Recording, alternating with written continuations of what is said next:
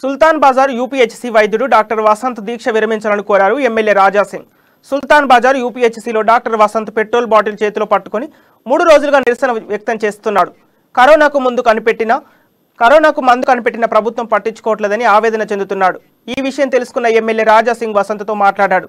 ఈ సమస్య ప్రభుత్వం దృష్టి తీసుకెళ్తామని హామీ ఇచ్చారు. నిమ్మరసం ఇచ్చి దీక్ష విరమింపజేశారు. దాన్ని కూడా ఏ విధంగా కంట్రోల్ చేయొచ్చు అది కూడా ఆయన ఒక మంచి రీసెర్చ్ చేసి దానికి రిజల్ట్ తీసింది.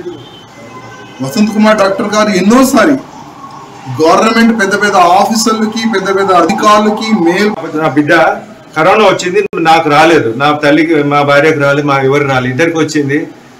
డాడీ నా పరిస్థితి ఏంది, లోకల్లో అందరూ చచ్చిపోతున్నారు కదా, నా పరిస్థితి ఏంటంటే ఏం కాదు బిడ్డ అని ఆ పాపతోటి ఇద్దరు పాపలతోటి ఉన్నాను ఆ రూమ్లో. నాకు కూడా కరోనా వచ్చి ఉంటే బాగుండేదేమో అనుకుంటున్నా ఆ టైంలో. ఆ తర్వాత ఇంకొక మంచిగా అయిపోయినారు, నా ట్రీట్మెంట్ తోటి మంచిగా అయినారు. ఆ తర్వాత టీవీలో ఒకరోజు ఎన్టీవీలో చూసినప్పుడు కరోనా బాధితులు తల్లిదండ్రులు స్టార్ట్ చేశారు.